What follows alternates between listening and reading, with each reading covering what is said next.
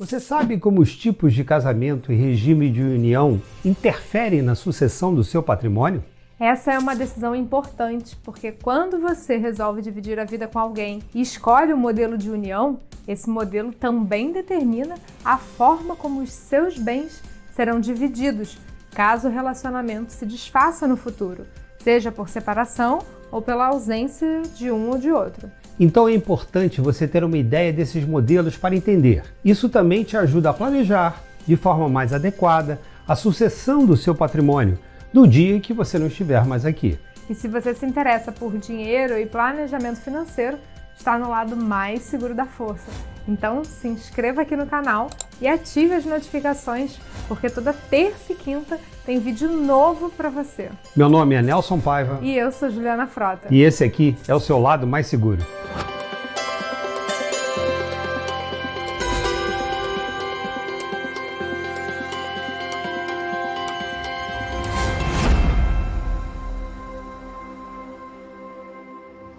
Entender os regimes de união e separação de bens te ajuda a entender melhor os impactos que essa escolha tem na sucessão do seu patrimônio. Logo, influencia no seu bolso e no da sua família. E é justamente sobre isso que vamos falar nesse vídeo. E esse é um tema que o Nelson pode falar muito bem, porque ele está no quarto casamento.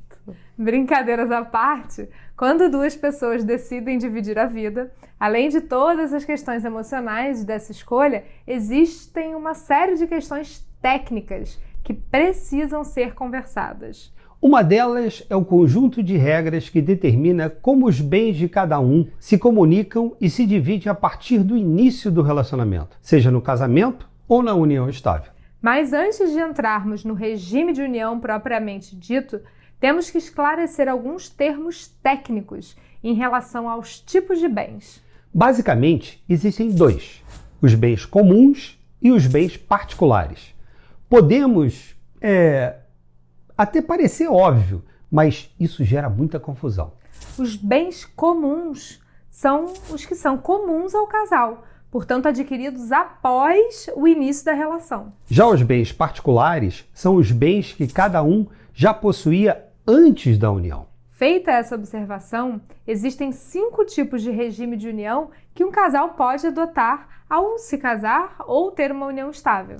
E como falamos, cada um deles reflete, na verdade, a forma na qual os bens de cada uma das partes do casal vai se comunicar ou não com a outra parte. A grosso modo, serve para definir previamente se os bens adquiridos antes ou depois da união e as heranças futuras serão somente de um ou de ambos. Da mesma forma, em relação à transmissão do patrimônio para os demais herdeiros legais. Na comunhão universal dos bens, todos os bens são compartilhados com os dois. Ou seja, tudo que é seu é meu e tudo que é meu também é seu, de antes e depois do início da relação. Logo, em caso de morte de um do casal, o outro não é considerado herdeiro, já que ele é dono da metade desse patrimônio. Então, só os descendentes, como é o caso dos filhos, é que herdam a metade do patrimônio. Na comunhão parcial, o casal divide apenas os bens comuns, adquiridos após o início do relacionamento. Esse é hoje o modelo padrão de união e, se você não fizer nenhuma escolha específica, é o que vai prevalecer. Portanto, o que cada um possuía antes da união permanece apenas com a pessoa, mas o que foi comprado depois do início da relação é dividido igualmente entre os dois. E não importa se um pagou mais que o outro ou se o imóvel ficou somente no nome de um dos dois. Se foi comprado depois do início do relacionamento, o patrimônio é igualmente dividido, tanto em caso de separação quanto em caso de morte. Quando um dos dois morre, quem sobreviveu não é considerado herdeiro dos bens comuns por essa pessoa. Ela é, na verdade, meeiro, ou seja, ela já divide o patrimônio e é dona da metade desse patrimônio. Assim, apenas os filhos herdam a metade do patrimônio da pessoa que morreu. No entanto, em relação aos bens particulares, os filhos e cônjuges dividem os bens herdados. Além disso, nesse regime, se um dos dois receber uma herança de algum parente durante a união, essa herança não é compartilhada. Mas atenção, porque isso aqui é muito importante.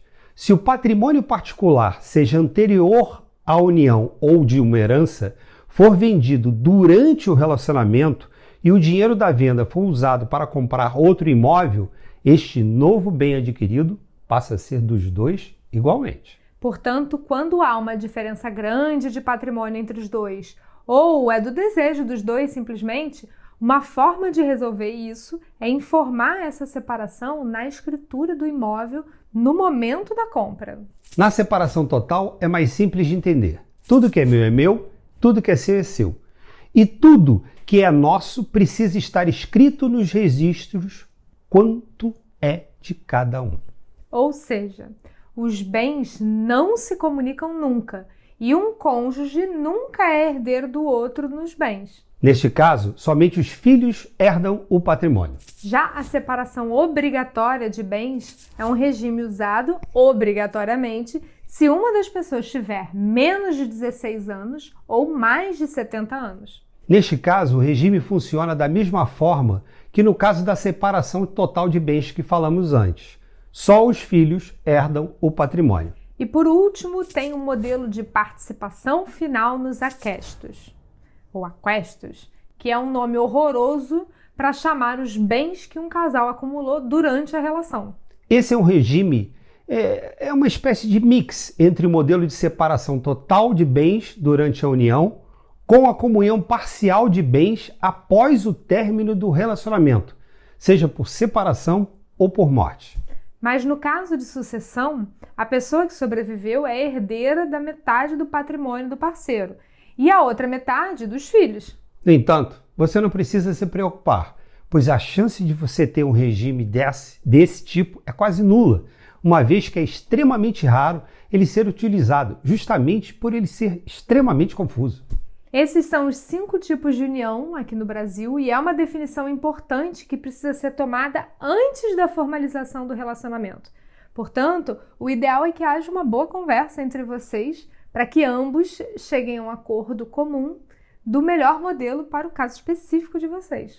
Até porque é sempre mais fácil ter essa conversa no início, quando todos estão envolvidos emocionalmente e felizes. Além de permitir que vocês construam um planejamento financeiro familiar mais adequado, com as proteções e os seguros de vida corretos, escolher o regime de união também evita dores de cabeça no futuro, caso o cenário de vocês dois mude por acasos da vida. Espero que esse vídeo tenha sido útil para você. Qualquer dúvida, sempre pode escrever para a gente aqui no Instagram ou no YouTube, que teremos um enorme prazer para te orientar. Um beijo grande e até o próximo vídeo. Abraço!